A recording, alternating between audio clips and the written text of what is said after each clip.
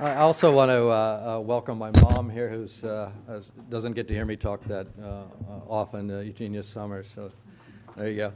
I'm going to talk today about the case for abolition. It's going to be more of a sort of an argument style of talk, where I'm going to list 6 reasons that I think the sale of cigarettes should be abolished. And I use the word abolished deliberately.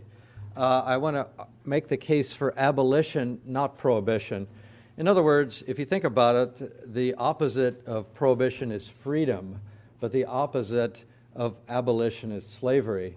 And that's one of the themes I want to stress, in a sense, the importance of the meanings of words, which the tobacco industry understands better than anyone, but also the sense of enslavement that's involved in tobacco. So I want to give you 6 reasons for abolishing cigarettes. And the first one is that there's 6 trillion cigarettes smoked every year. And by the way, that's 500 kilometers of cigarettes strung to end, which is enough to circle the globe 13,000 times, or to stretch from the sun to the earth and back, with enough left over for a few side trips to Mars. And by the way, that's when Mars is in a near-Earth orbit, so full disclosure on that. And by the way, that's these cigarettes since cigarettes cause about 1 death for every million smoked, wherever you are in the world. It's actually a beautifully simple statistic that I developed in the 1990s, which is a very useful handle. It allows you to predict, and I was able to predict on the basis of this, that 100 million people died in the 20th century from smoking, and predicted for the first time that 1 billion people would die in this century.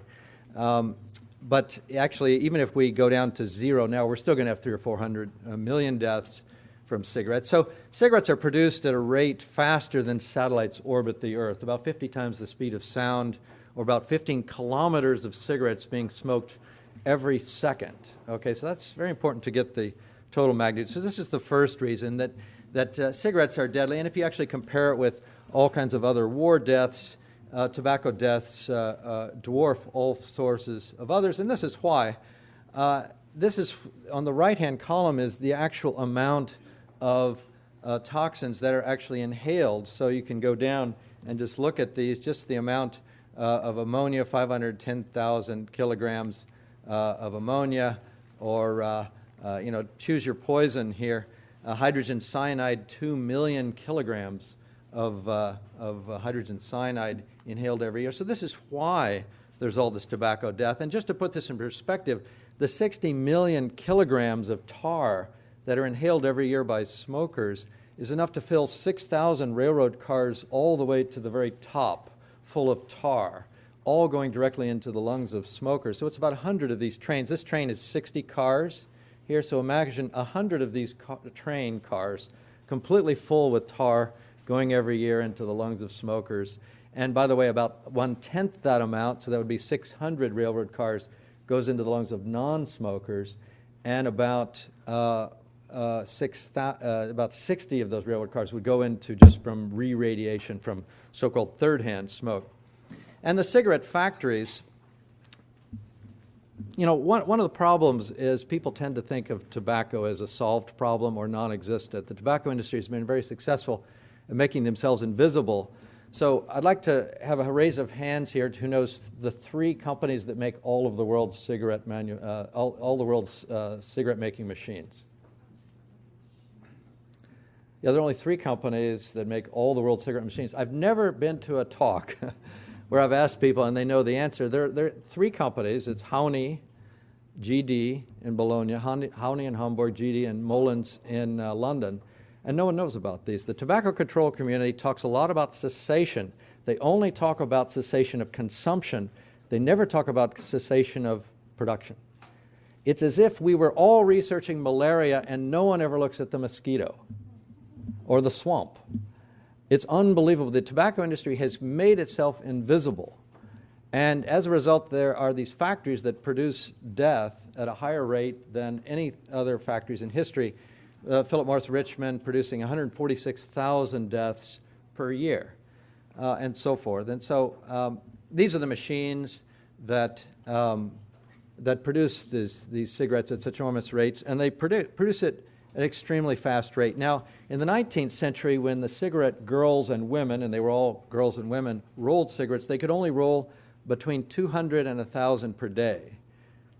The bond set, and so this is just a tip. This one actually happens to be a cigar factory, but there would be these enormous factories where women would roll these cigarettes. And what happens in the 1880s is the bond sack machine is invented, and this allowed the mechanized production of cigarettes and dropped the price by a factor of 10. So the affordability increased by tenfold. And it basically created an enormous excess supply of cigarettes. And the industry responded by producing mass marketing in order to dispose of this huge excess supply. So there are only 2.5 billion cigarettes smoked in 1900.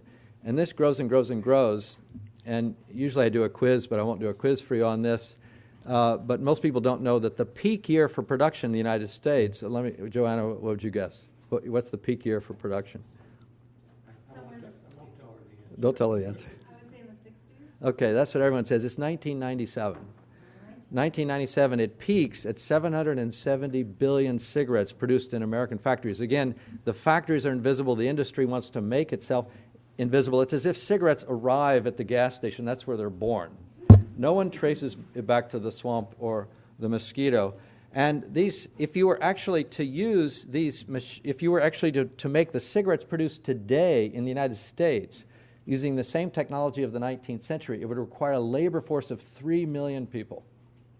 3 million people would be required to make the cigarettes produced in the United States every year, which is only 350 billion. So it's down by about half from the peak year of consumption. Anyway, this bond sack machine was just the beginning, and if you look at the industry's secret documents, you can find they're fascinated with the increasing production, and they've basically got a Moore's law of cigarette manufacturing. I mean, it basically doubles every decade or so, and so the recent machines are now over 20,000 per minute. And this is much faster than the eye can see. So they're produced at an extremely high rate. And that's why we have the increasing consumption. And this is consumption, not production. Part of the trick of that production question that I asked Joanne is that a third of those are being exported.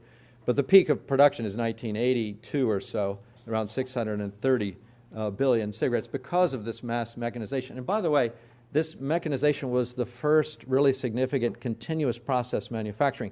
Cigarettes are made as an infinite rope, and then they're sliced up. And this is why they're able to make them so fast. Again, a fast machine will shoot out at over 60 miles per hour. One machine will shoot out cigarettes continuously. It's like a spinning thing. It's really fast. Anyway, this is why we have so much lung cancer death, this mass production. And here's the sort of per capita result. And there's a micro history to the production, to the, and I'll talk a little bit about this in a moment. But there's a history to the ebb and flow of the per capita consumption.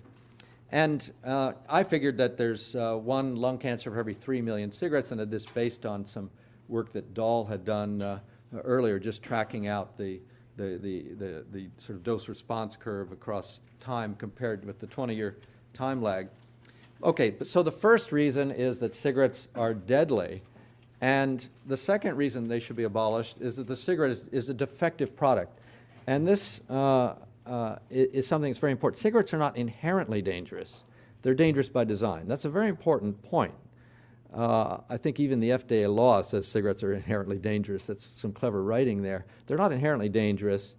They're dangerous by design. And what that means is they're more like a car with faulty brakes rather than a car. And every car is dangerous.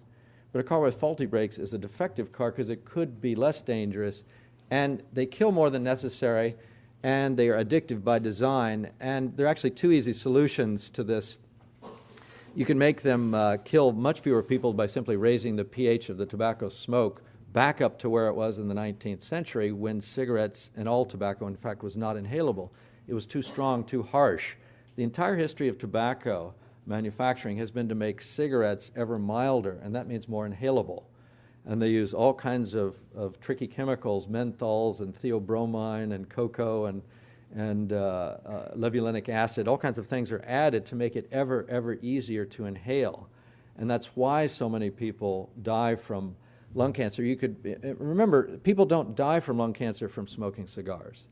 And by that I mean the way cigars used to be, not little cigars today, because little cigars today are just big brown cigarettes. What's happening is the industry is they're seeing the end of cigarettes, and so they're turning cigars into big brown cigarettes. But in any event, if you made all tobacco products be not inhalable, in other words, freebase them up to the point where the smoke pH is above 8, you would eliminate the entire lung cancer epidemic worldwide and basically all bronchitis and emphysema. The other thing you do is remove the nicotine, and the FDA is probably going to do this before too long. I hope they do it. In any event, you can make cigarettes not addictive by simply removing the nicotine, and that's pretty easily, and it's allowable by law as long as you don't reduce it to zero. Okay, flu curing, that's the key defect.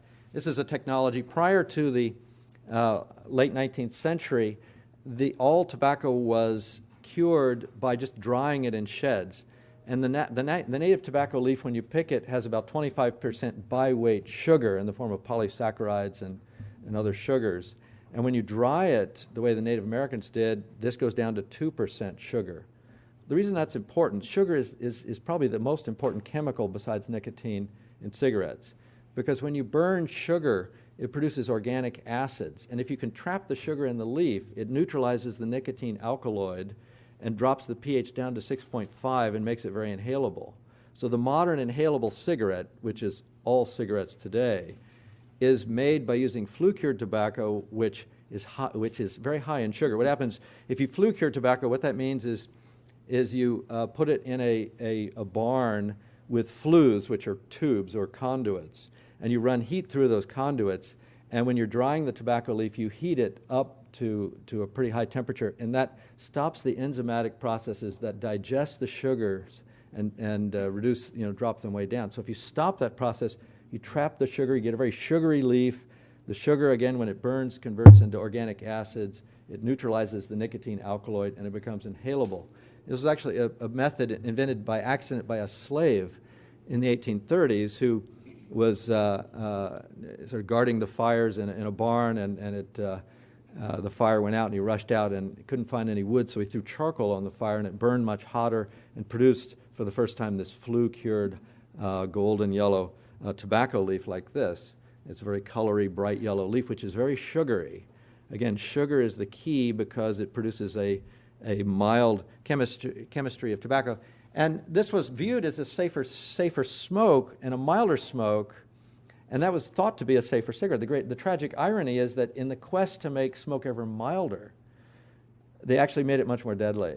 And this sort of fits historically, because if you think about it, the main theory of cancer causation prior to the mutation theory of Watson and Crick was irritation. The idea was that irritation caused cancer. That's the dominant theory of carcinogenesis in the first half of the 20th century. So they thought by making it ever milder, it would be less deadly. And the industry knew it was causing cancer because already in 1915, the American Tobacco Company offered $20,000 to the National Research Council to do a project on tobacco and cancer. 1915. And the NRC turned this project down.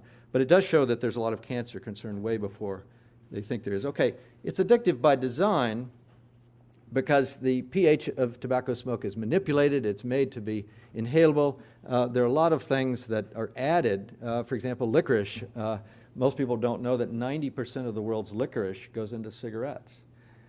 This is such a massive industry. The nicotine is, of course, naturally in tobacco, but it's manipulated to a precise amount. So every brand has a 2 decimal point content.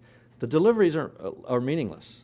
This took me a long time to realize, but all delivery figures are meaningless because of compensation and self-titration. The only really important fact is how much nicotine is in the cigarette, and they're all about 2%, no matter what type of cigarette that it is.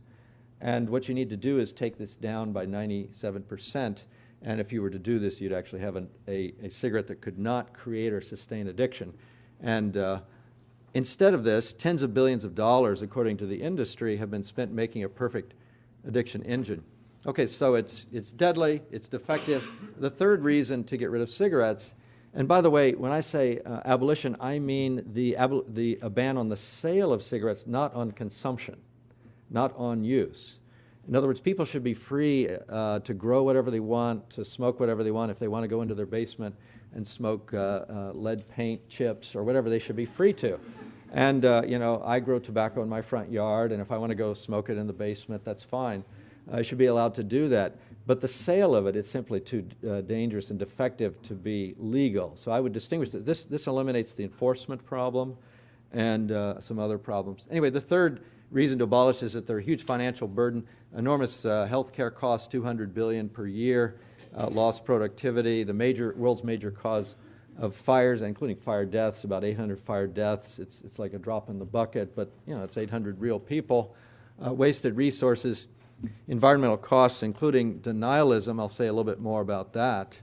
But big tobacco is also, this is reason number 4 to get rid of cigarettes, and that's that big tobacco is a corrupting force in human civilization. I've put the health minister of the Netherlands there, who's known colloquially over there as the tobacco minister because of her close ties to the tobacco industry. But the corruption is a very important point to think about in tobacco. The tobacco is the most important source of corruption in modern society, in my view, and I think there are many different ways this is expressed. Of course, it's the most important source of corrupting the lungs and the heart. My wife used to have to bandage the feet of her uncle, the oozing sores of her uncle's feet that the pus would run out and eventually had to be amputated. And just a couple of years ago, I said, well, was he a smoker? And she said, well, yes, what does that have to do with it?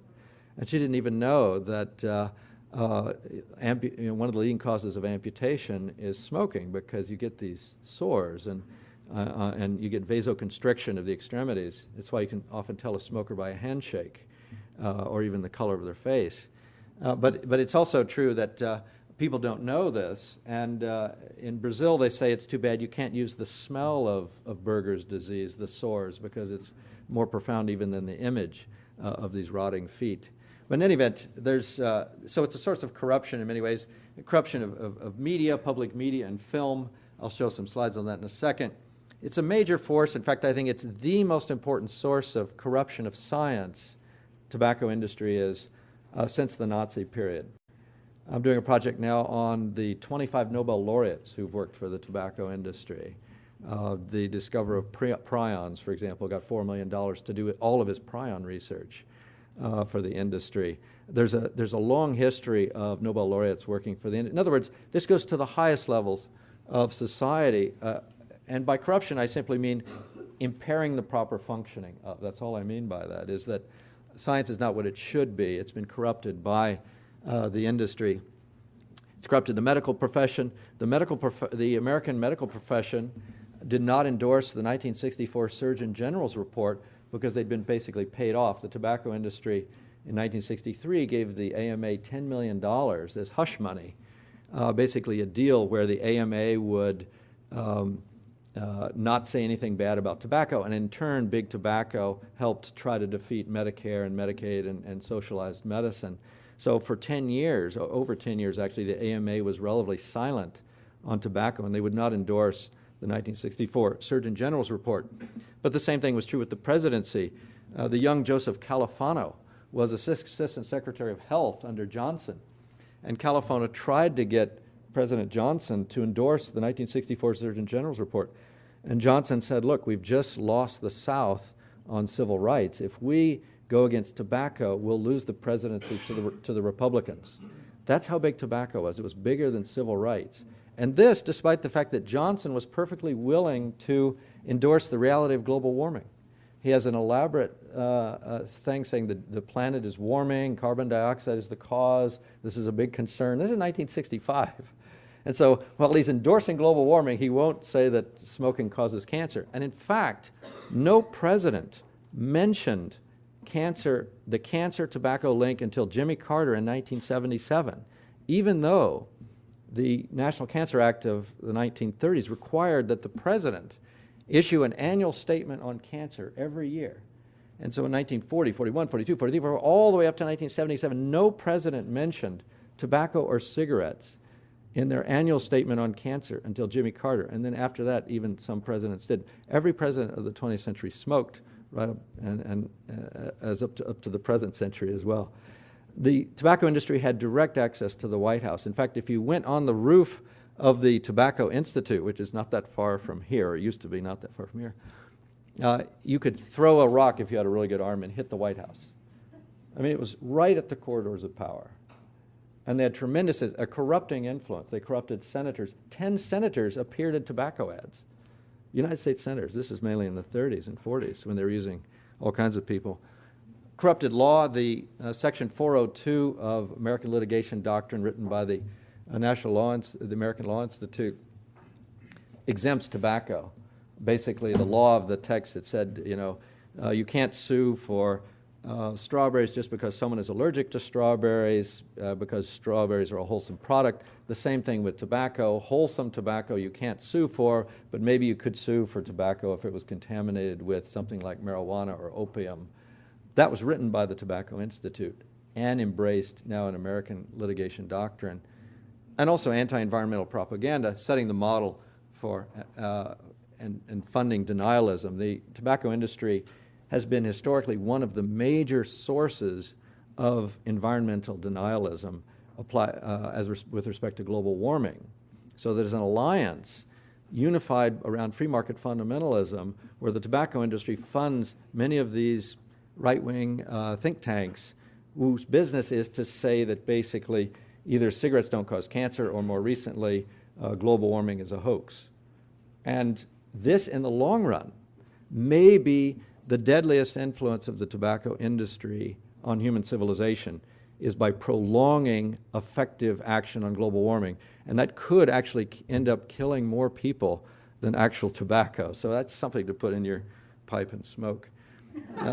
Okay, so then we have 1953 as the moment of conspiracy, the launching of the denialist campaign. It's important to realize that this conspiracy has names and a date, December 14th, 1953. The tobacco industry met, the heads of all the families met in the Plaza Hotel and orchestrated a conspiracy to deny the hazards of smoking. And most of it is still ongoing in the present. And this I'll come to in a moment. But we also have this moment of 1953 and 54, 55, where you have the masculinization of Marlboro. Marlboro used to be a women's cigarette. And with the proof that it was causing deadly harm on a massive scale, they shifted over to the Marlboro Cowboy.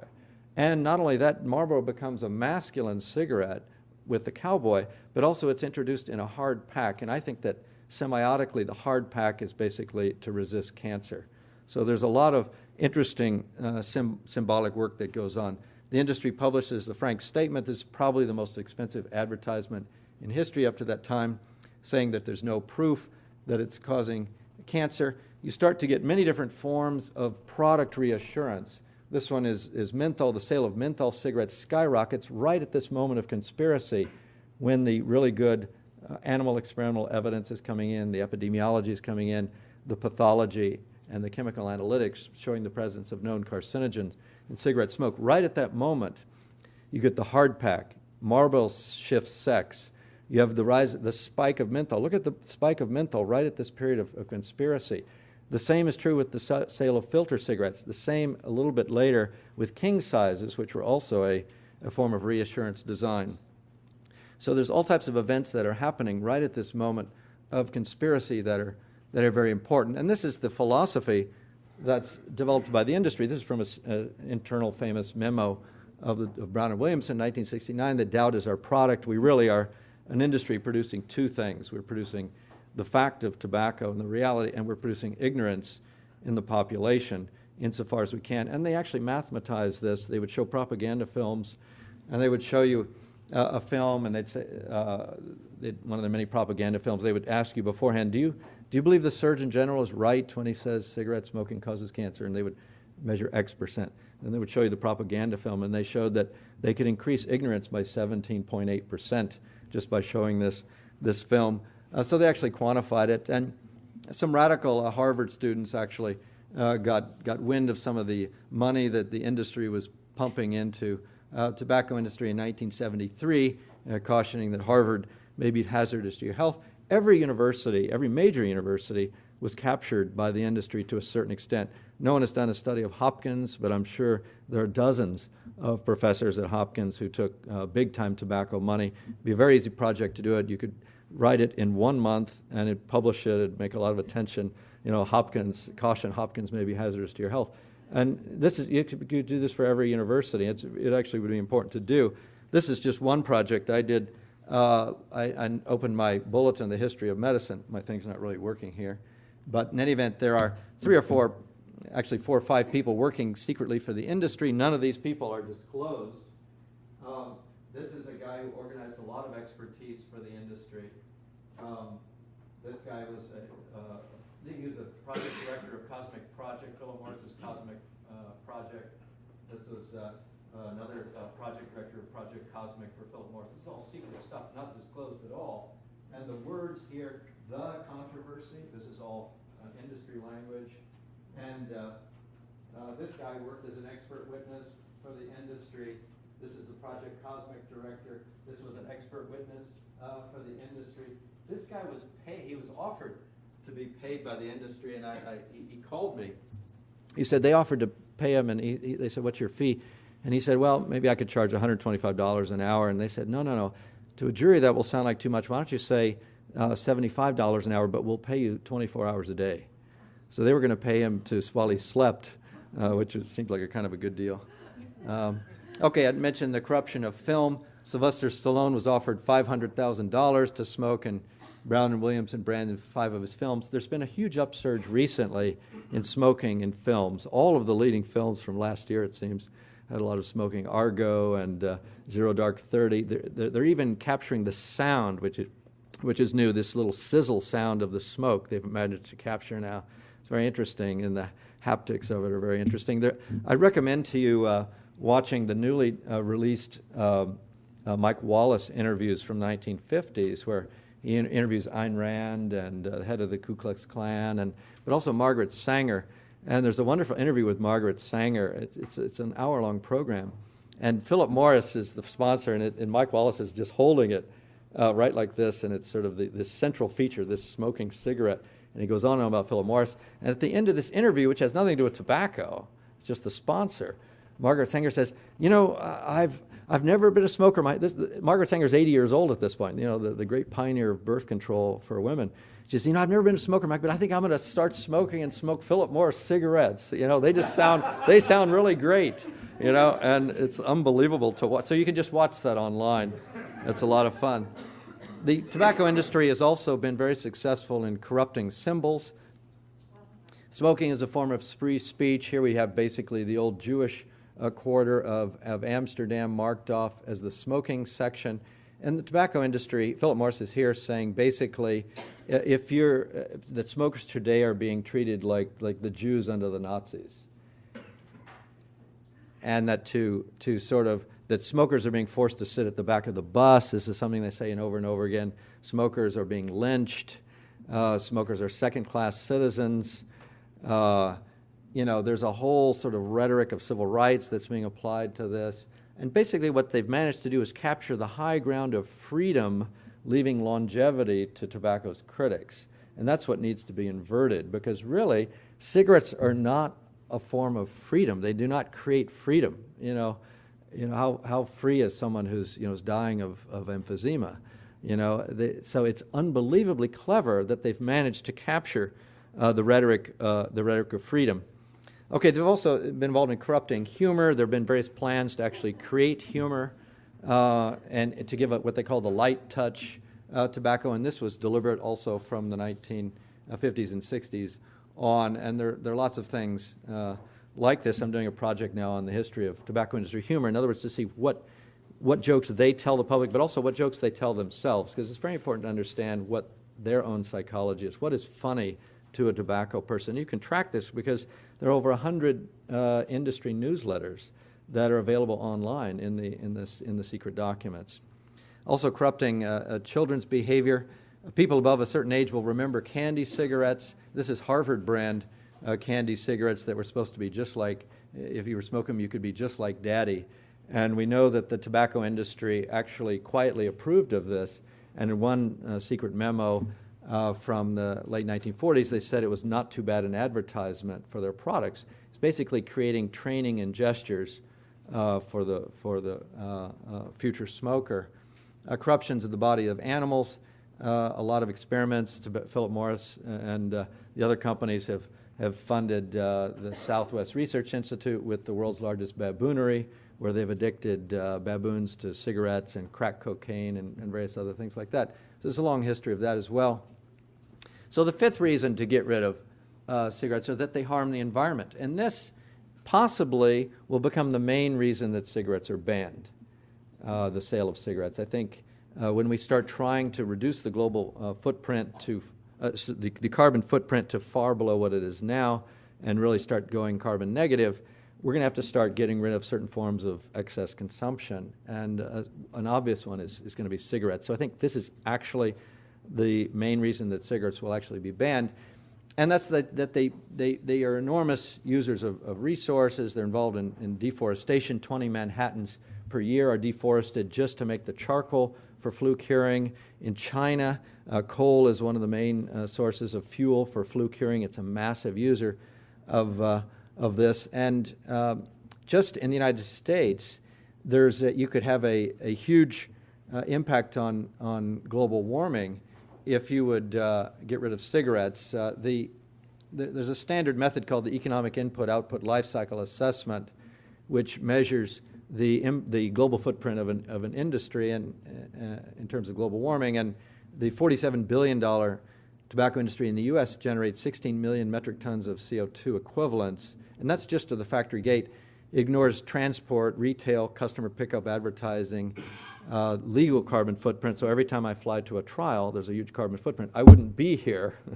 Maybe I'd be talking about something else. But so if you think about just the energy that goes into that, that's part of it as well. So just into the minimal estimate, it would be the equivalent of taking over 4 million cars off the road. And that doesn't even count the medical carbon footprint. Treatment of diseases from tobacco has a huge carbon footprint as well. Finally, and I think from an ethical point of view, this is the main, in other words, the last one is the most important practical reason cigarettes will be banned. This one, I think, is the most important ethical reason, is that smoking is not a recreational drug. Smoking of cigarettes in particular. An argument could be made that smoking of cigars, expensive cigars, or cigars that are not inhalable is a recreational drug. They're not used compulsively.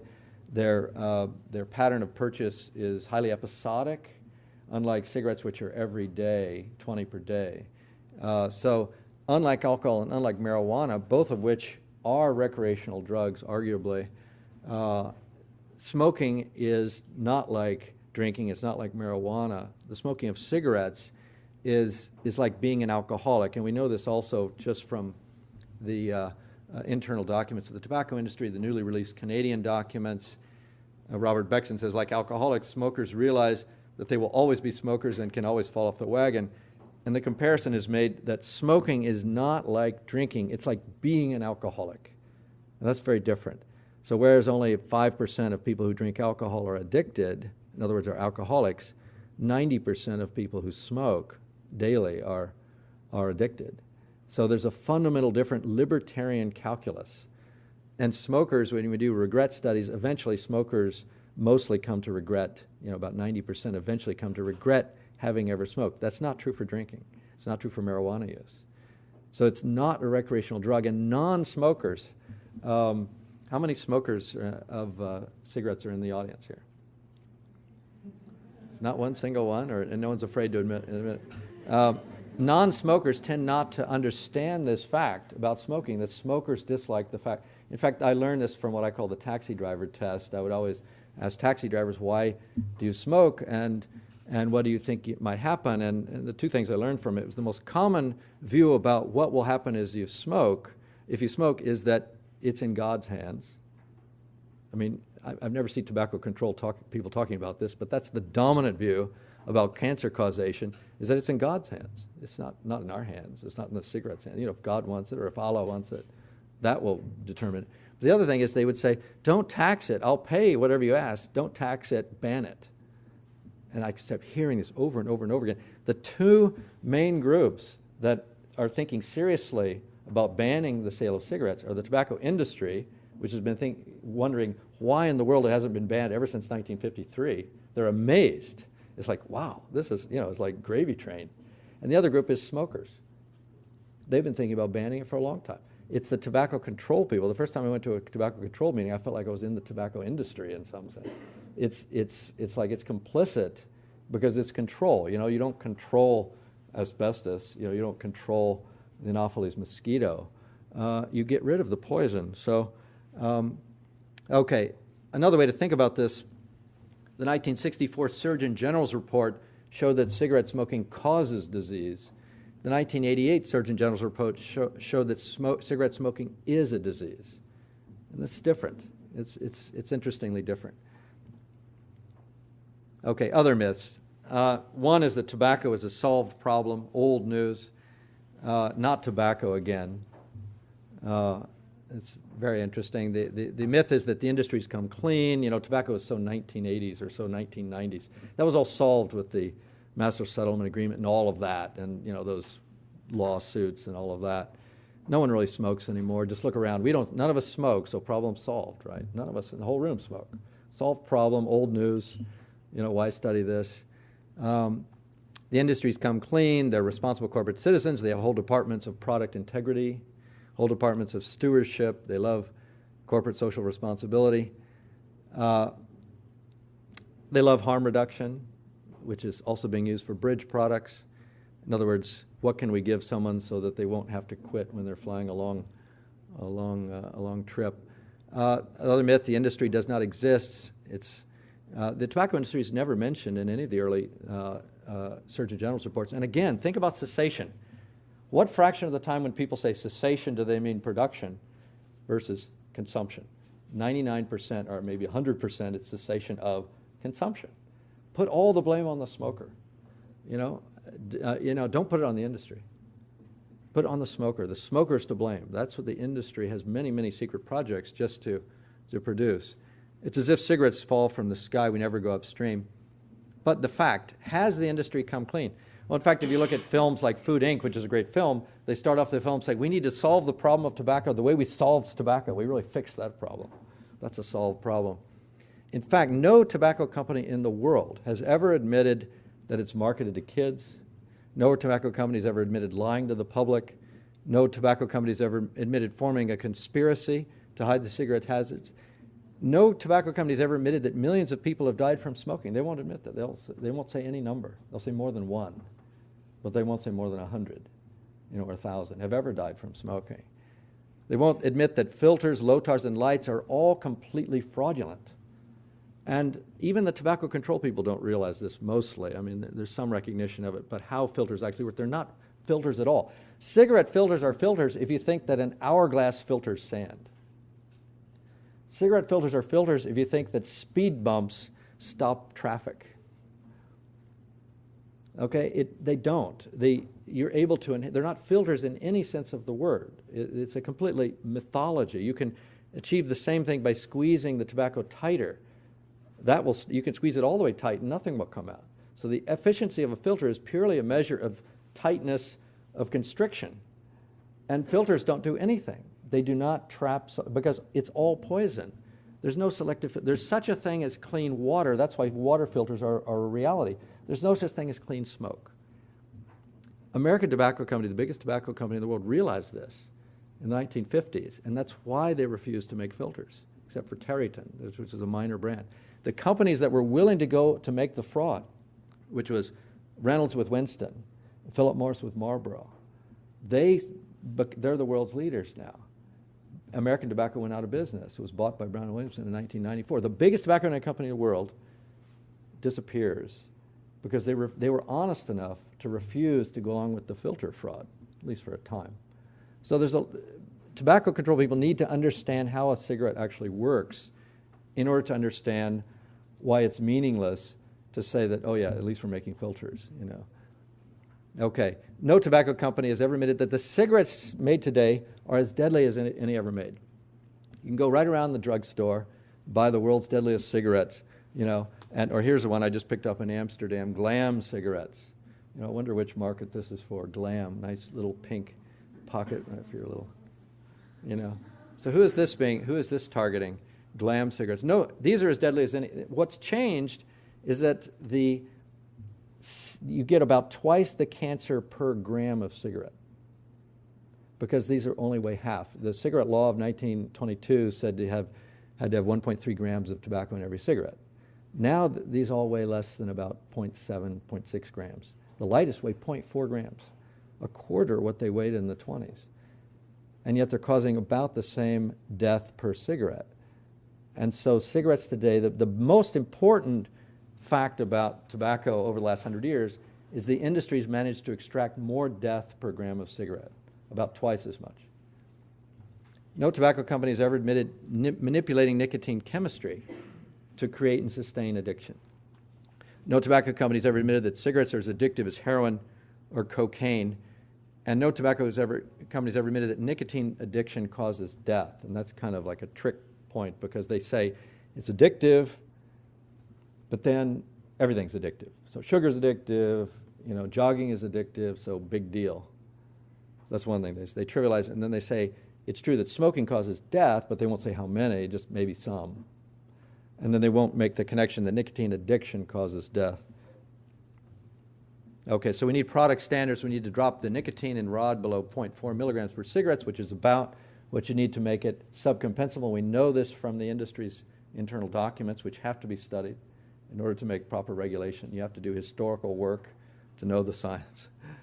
You should not allow any cigarette to be sold with pH under 8. Those two first things alone would do more for public health history than anything in human history. It would save more lives than any. It would dwarf, John Snow's taking the handle off the cholera off the pump on Broad Street. We need less important things like a polonium standard, nitrosamine standard, things like that. And we need a correction of the instruction defect. Cigarettes come with improper instructions. It's kind of an important, interesting, ignored point. But in searching for the obscure, do not overlook the obvious. A very famous doctor said this a while back. Like cholera, tobacco is an industrial point source disease, a toxic hazard. We live in a world of radical tobacco exceptionalism. If someone tried to introduce them today, they'd immediately be banned. The irony is that some things that are obviously less deadly get banned, like electronic cigarettes or other types of things. Europe bans all smokeless tobacco. It's not allowed. Here it's growing. A lot of money is being put into huge push for snus and orbs and sticks and dissolvables, things like that. We live in this world of radical tobacco exceptionalism because of the power of the industry. And what's also not known is how much power we have. If the city of Baltimore wanted to ban the sale of cigarettes, they could do it overnight. If the state of Maryland wanted to ban the sale of cigarettes, they could do it overnight. Not only that, but they have done it in the past. 15 states banned the sale of cigarettes from the 1890s to 1927. This was challenged in the Supreme Court, and the Supreme Court said, yes, you have the right. Every state has the right to ban the sale of cigarettes. Almost nobody knows that. Every local community, a town of 80 in Utah, could ban the sale of cigarettes. And this is one of the things that needs to be done. We need to think creatively about things like that. People are not thinking creatively. If there's one thing we're short of, I think it's imagination. Okay, so I think I'll quit there and open it up for discussion.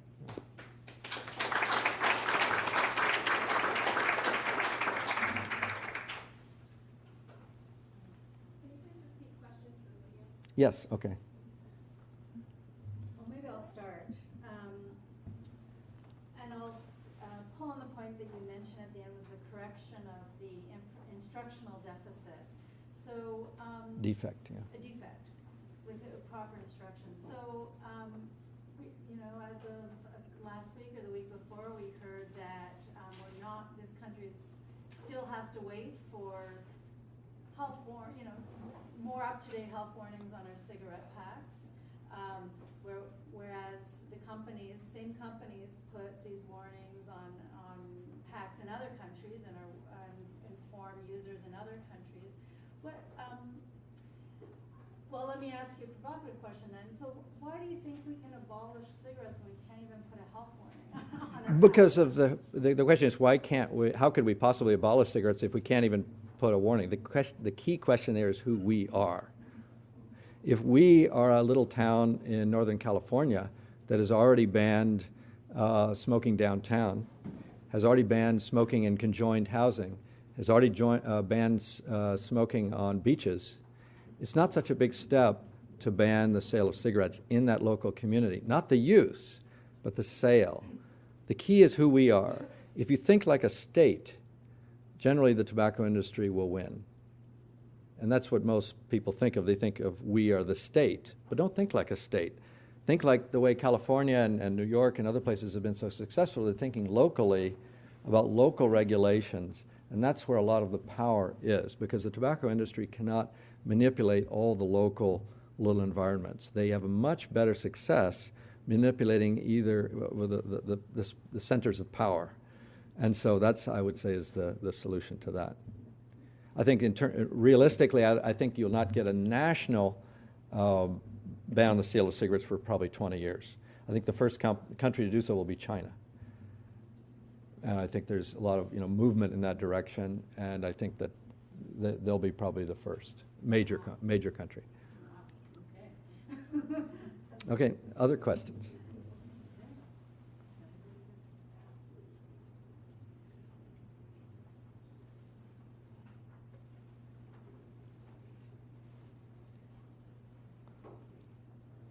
Don't be bashful. Yeah, you're right. Well, they're certainly getting a lot of attention. I remember that's all people ever used to ask me. What about e-cigarettes? What about e-cigarettes? So someone is pushing them really, really hard. They're skyrocketing because of the promotion of them. They're certainly less deadly. It's one of these things where it depends on how they're used. If all smokers would shift over to e-cigarettes, I think that'd be fantastic. On the other hand, it's possible that they may be used as bridge products to keep people smoking the more deadly kind. So it's one of these cases where I think they could be used or abused. So I don't have a strong view on e-cigarettes. If it's kind of like whether you philosophically are okay with addiction. There is a saying going around the tobacco control community, clean nicotine, which is a little bit like clean coal or something. So, but the presumption there is that it's okay to be addicted as long as you don't get cancer, and that goes back to Michael Russell. The tar causes the cancer, the nicotine is fine. That's just the addiction. So they're definitely better, than smoking, but they're not necessarily great if depending on how you feel about addiction. Yes. I just want to follow up on that and then have a question. One of the concerns with e-cigarettes is the unintended consequences of our secondhand smoke kind of laws and having people undermine that whole and finding actually on airplanes that people are trying to use e-cigarettes. But I've been on some flights in foreign countries now where they say cigarettes and e-cigarettes are not allowed. But I have a question with historical evidence that you've looked at.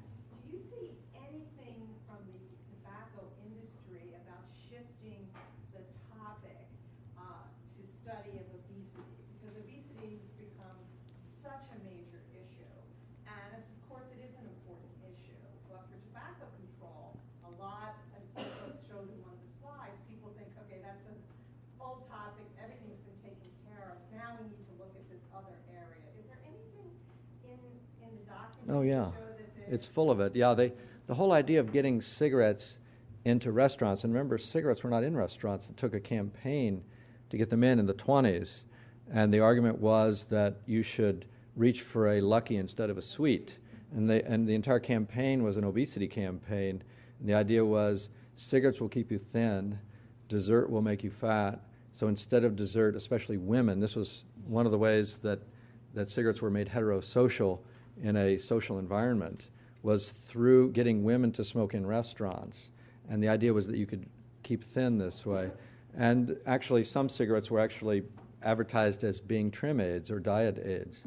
And so, yeah, there's been a long history of playing on obesity. In fact, I've even seen the argument that the obesity epidemic is caused by a decline in smoking. And, so the industry has been playing off this for over a century now. Yeah. That's very good. And your point about denormalization is very important, too, that electronic cigarettes, if they make it ordinary to smoke and they look at just like, and you have to ask in a restaurant, oh, is that electronic, is that not, that creates a problem. Yes? So would a concentrated campaign to talk about cigarettes or ugly cigarettes make you ugly be effective? I think so, yeah. The idea of cigarettes making you ugly is an incredibly important one. I got a call from a balding company, a company worried about balding, and there's evidence that smoking causes balding, and they were very interested in using this fact in their sort of fields to, you know, people are not worried about their lungs, they're worried about their noses, their mouth, and that's why the teeth ads are so effective. If you ask like people in Brazil what packs are the most effective warnings, they'll say it's the ones that show bad teeth. Those are the only ones that smokers will actually return and say, no, give me the one with the lungs. and then those ones with the teeth have to be returned to the factory and then have to be produced again as teeth ones again. So in other words, one really needs to, we were talking about this earlier, one really needs to do focus groups to find the maximally effective messaging. And it's not obvious. It may be the teeth, it may be the nose, it may be the bad complexion. So aging, I think, is an important one. There are lots of things that can, we haven't thought enough creatively about the type of messages that are most effective. Radioactivity is another one. A lot of people don't like the fact there's radioactivity in smoke, and that can be used more. So yeah, sexual dysfunction is another one that seems to work. So there's a lot of, by the way, we have a website on this. It's called Srita at Stanford. We have 10,000 high-quality downloadable images of anti-tobacco ads and all of the best tobacco ads that are downloadable for PowerPoint. So if you look at Stanford research, it's also called Not a Cough in a Carload. And they're very high-quality images, and you can download them, and they're very easy. And we have a lot of these sort of images on there. Yeah? What are your thoughts on banning the display of tobacco products or cigarettes if you don't see it, you don't have that? Say it again louder, please. What's your opinion on banning of product display? Oh, yeah. Tobacco product display like the glossies from Premium? Yes, well, of course, it's a great thing. Yeah, ban the display. Why should the display be legal of those products? There's a long history of them using end caps and other types of displays, power walls, of creating this visual thing which is easily shoplifted, which promotes consumption, which is impulse display. They're put right with the candy. There's a whole psychology to the placement of these ads in stores, and they've thought very carefully about the size and the positioning and the covering of the warning and this and that. And so, the displays, the pack is the last bastion one of the last bastions of advertising that's visible to everyone. Almost all advertising is directly to the smoker, and so that's why it's invisible to all of us here. The industry spends $500 per smoker advertising directly to their home. But for the non-smokers, the pack itself, which is a form of micro ad, is the last bastion of sort of public messaging they're able to get across. So that should be, there's still massive tobacco advertising in our country, $12 billion spent a year on advertising and promotion. And advertising is one obvious one of these displays. Yeah, Joanna. So you've argued sort of eloquently and forcefully what a bad product this is. So it's harmful to the environment, it's deadly, it's defective, financial burden. And I guess, so clearly, I think you argue that the reason that we haven't done anything serious about this completely preventable public health tragedy is the tobacco industry itself. But I guess I want to ask you as a historian, so seeing really the big picture, are there other factors, do you think? Of course, there's many other, this goes back to corruption. The media is to blame. The founder of Ms. Magazine used to say it was a tragedy that she had to include all of these tobacco ads in Ms. Magazine, which really kept Ms. Magazine afloat for decades. Sports, they were the major funder of sports. Sports became a vehicle for cigarettes, and that went both ways. The sports people are helping it. Filmmakers, Hollywood is massively in bed with the tobacco industry. They need to switch sides. Every part of society has been contaminated by this industry, and therefore is partly to blame.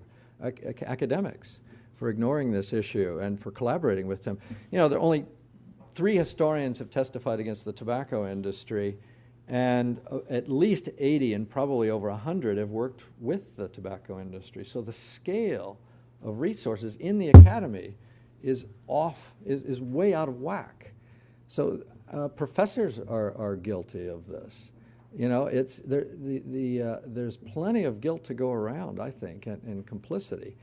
And the industry has been successful in capturing these, but these other groups have allowed themselves to be captured. So I think it really is a polycausal epidemic. That's for sure. We could go on and on about that forever. Taxation, I call it the second addiction. You know, England in 1950, 20% of their entire revenue was just from tobacco taxes. The entire Nazi state, 10% of the Nazi state was just tobacco taxes. The entire SA, the brown shirts, 2/3 of all of their income just from their own brand of cigarettes. You know, so so you can make a lot of guilt go a lot of spread around. I think we're at our time. Oh, is there one more question here? Okay, yeah. Thank you so much. I think you're the first person I've heard say abolish cigarettes. And I was surprised at that, but you also said that we locally have the power to ban cigarettes Yes. overnight.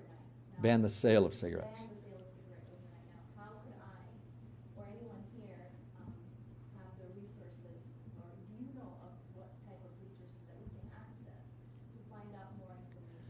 Well, I think the key would be to try to find a community willing to do this. There are probably lots of communities that don't smoke at all, small communities, and have them enact a ban on the sale of cigarettes, which might have no influence whatsoever on the rate of cigarette smoking in that town, but it would set a real interesting model. You know, there are dry counties still today left over from Prohibition where there's no sale of alcohol. You could have a dry, a county from the point of view of cigarette sales. So I think the opportunity is someone needs to just go out and find a community willing to do this, and realizing that, it would probably be good publicity for that whatever community. So that's what I would do. Well, this is so important. As you sort of said, we've got a tragedy on our hands, and it really is refreshing to hear from someone so knowledgeable and scholarly who's going to take us seriously and propose radical solutions to tremendous problems. So thank you very much for sharing it with us. And you heard it here first, China the first country to ban sale cigarettes. My bet is with you. Okay, thank you.